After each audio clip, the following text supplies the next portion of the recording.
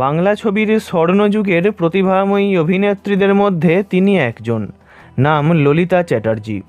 স্বয়ং মহানায়কের কাছ থেকে পেয়েছিলেন অভিনয়ের প্রস্তাব, যদিও অভিনয়ের শুরু খুব ছোটবেলা থেকেই। বাংলা হিন্দি দুই চলচ্চিত্র জগতেই দারুণ খ্যাতি পান ললিতা দেবী।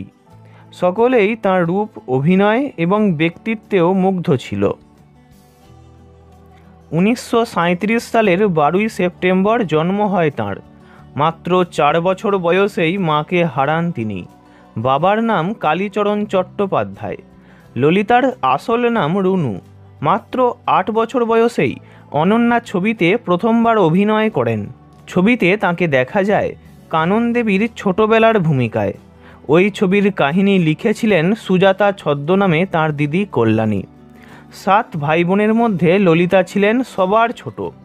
10 বছর বয়স থেকেই রেডিওতে গান গাইতে থাকেন তিনি। এরপর লেখাপড়া করতে চলে যান ইংল্যান্ডে।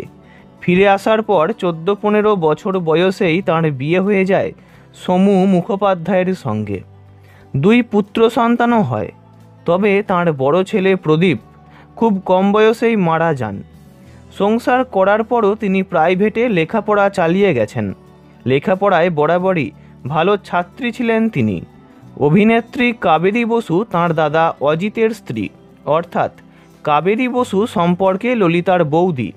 উত্তম কুমারের ফ্যান হিসাবে একবার বৌদির সঙ্গে রাইকমল ছবির শুটিং দেখতে গিয়ে মহানায়কের সাথে তাঁর সামনাসামনি আলাপ হয়। তাঁকে নায়িকা হবার প্রস্তাবও দেন উত্তম কুমার। এরপর ঘটনাচক্রে 1964-তে উত্তম কুমারের নায়িকা রূপে বিভাস ছবিতে অভিনয় করেন ললিতা চ্যাটার্জি। তারপরও মহানায়কের সাথে অ্যান্টনি ফিরিঙ্গি, জয় জয়ন্তী, মেম সাহেব, হার মানা হার ইত্যাদি ছবিতে অভিনয় করেছেন। বাংলা ছবিতে কাজ করার পাশাপাশি অনেক হিন্দি ছবি ও যাত্রাপালাতেও অভিনয় করেছেন। যাত্রায় অভিনয় করতে গিয়েই পাহাড়ী ভট্টাচার্যের সঙ্গে তাঁর পরিচয়। প্রথম স্বামীর সঙ্গে বিচ্ছেদ ঘটেছিল। দ্বিতীয়বার তিনি পাহাড়ী ভট্টাচার্যকে বিয়ে করেছিলেন। তাঁদের বিয়েতে সাক্ষী দিয়েছিলেন মহানায়ক উত্তম কুমার।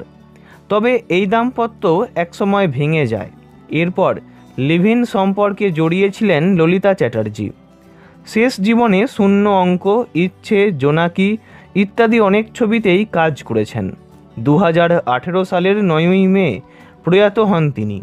সেরিব্রাল স্ট্রোক হয়ে কোমায় চলে গিয়েছিলেন, সেখান থেকেই মৃত্যু। ভিডিওটি ভালো লাগলে লাইক করবেন, অন্য কারোর বিষয়ে জানতে কমেন্ট করবেন, আর এমনই সব ভিডিও পেতে চ্যানেলটি অবশ্যই সাবস্ক্রাইব করবেন। ধন্যবাদ।